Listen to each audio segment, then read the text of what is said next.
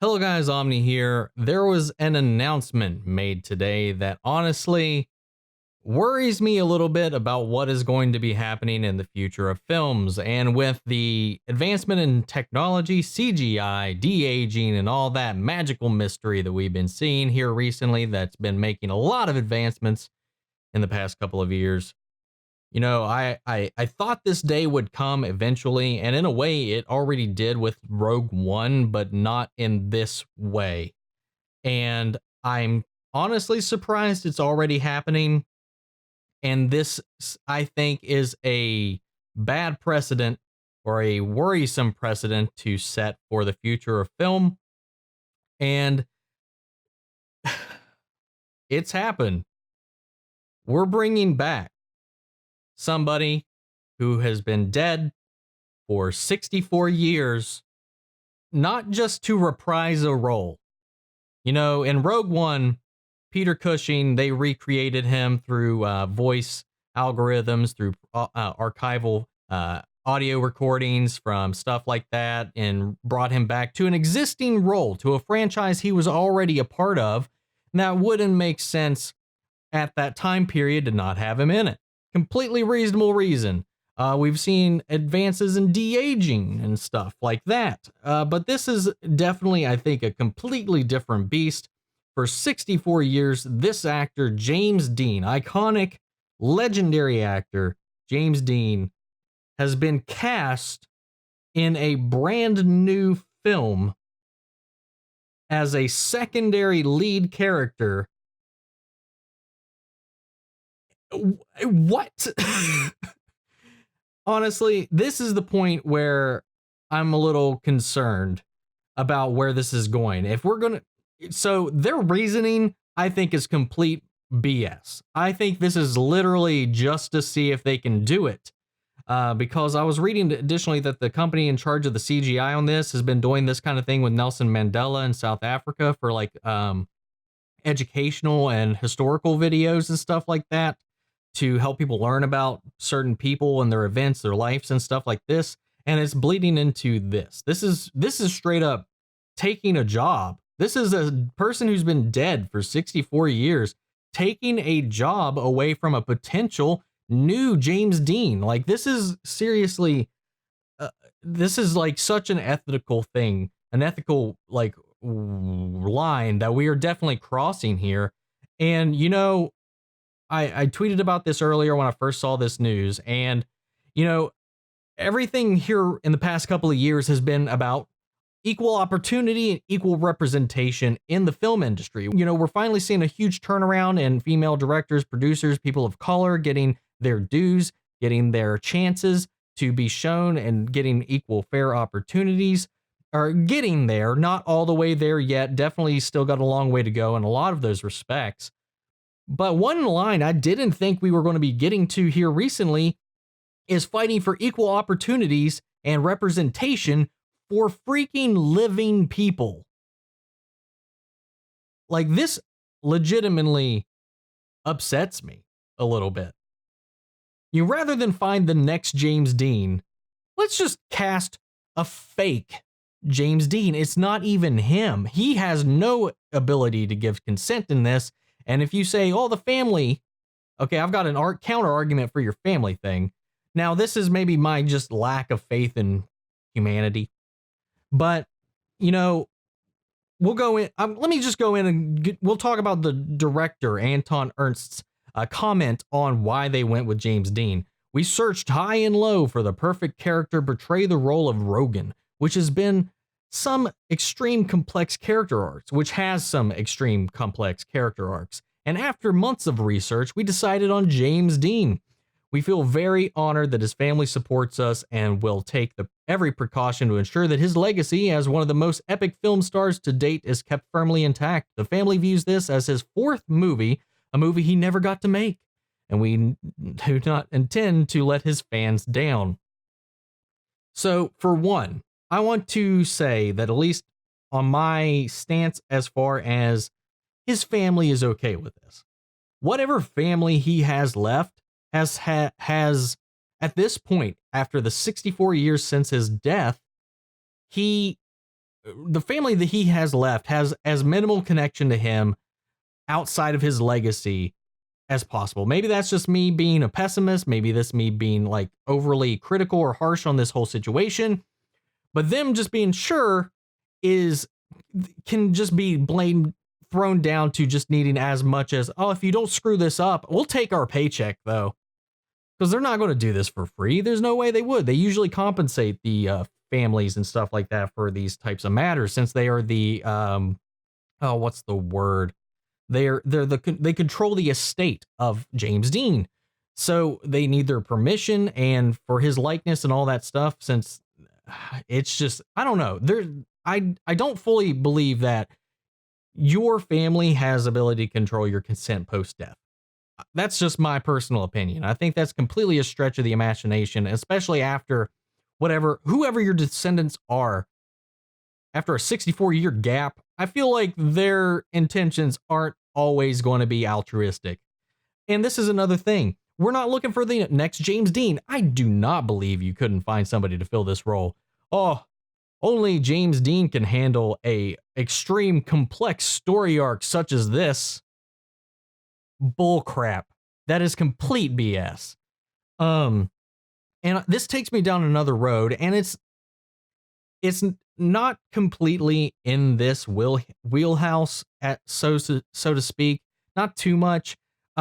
Just some kind of things with Martin Scorsese's film that's coming out here soon, The Irishman, which I think is also kind of ironic, very ironic in the way that it is being handled. Now, I understand it.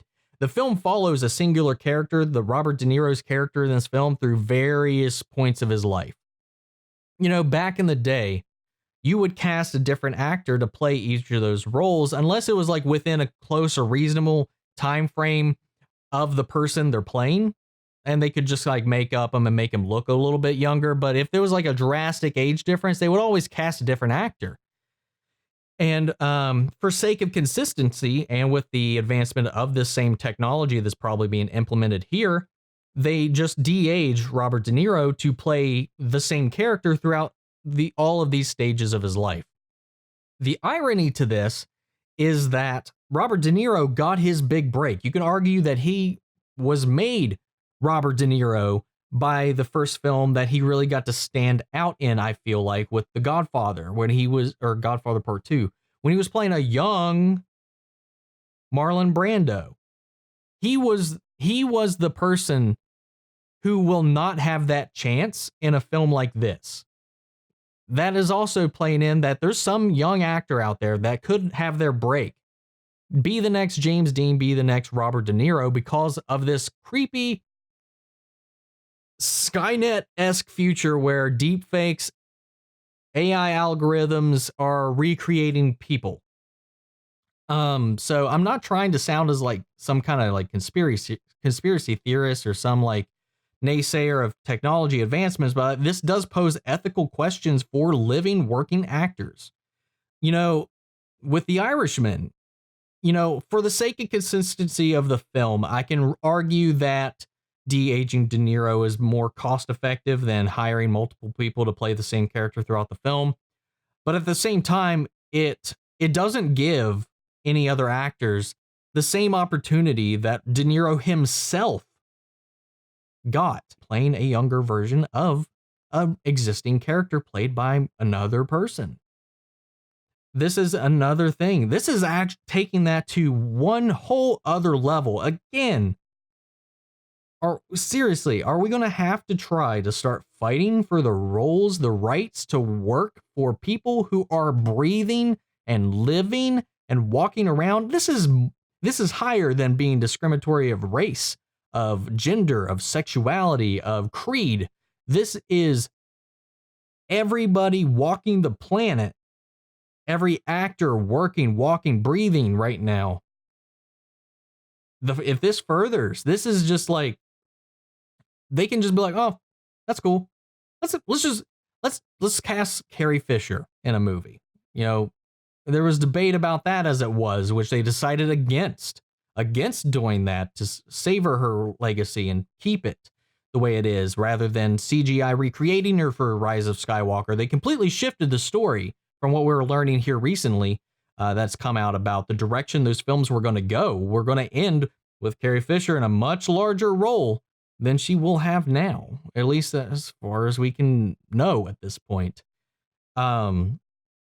It's just, it would be one thing if it was, I could buy into an argument for this if it was a continuation, a reboot, or a sequel to one of James Dean's films in which his character would have been necessary, and maybe as a small scene or something like that, not like a primary character of the plot, to have him have a moment, to have them recreate him for just a moment, rather than take a complete character and job from somebody that could be working today and could have been the next James Dean. This bothers the unholy crap out of me. And I think this is setting a dangerous precedent, especially for actors in the film industry. You know, this gives full meaning to people losing their jobs to a robot when they can literally just replace you physically, your existence, not just what you do, but you. They can recreate you, put you in there. A little weird, a little creepy, don't like it. So I don't have anything else more to say about this at this point. This is about the extent of how I'm feeling about this right now. If it changes, maybe I'll update this later. But where do you all stand on this? Where does my little group here, where are my viewers? What do you guys who constantly have these conversations with me in the comments, what do you guys think about this? I really want to know. Are you as weirded out about this as I am? Are you okay with it? Are you morbidly curious? Honestly, I'm morbidly curious about it. And that's one thing that I'm kind of worried about too, is this going to be a gimmick that is going to make this movie profitable to an extreme amount because of people's morbid curiosity about resurrecting a dead actor, an ancient iconic actor, to be in a new role in a new movie? Is this going to, and what kind of precedent will that bring if this does extremely well? Will we see more of this? And then that's going to be another question down the road about what will filmmaking go from, where will filmmaking go from here? So I want to hear your all's thoughts. Sound off in the comments. I want to have this conversation. I want to talk about this. I want to know how you all feel. Make sure it's not just me going crazy. I know of some people on Twitter, but that's Twitter, are having some issues with this, but Twitter has issues with everything. So I want to know what you guys think. Share, sound off in the comments. Let me know, and we'll see where this goes from here. I didn't think we'd be here already. I didn't expect this for another few years, but this technology is advancing extremely fast.